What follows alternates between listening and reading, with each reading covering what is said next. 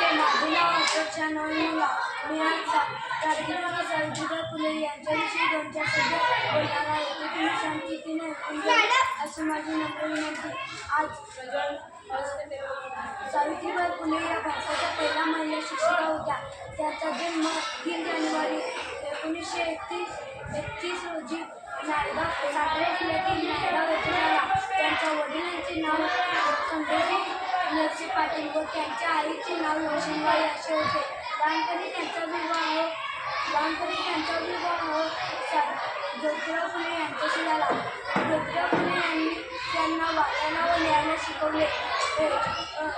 सावित्रीबाई फुले आणि ज्योतिराव फुले यांनी मिळून पहिली मुलींची शाळा काढली आणि 10 मार्च 1997 रोजी सावित्रीबाई फुले यांनी आपली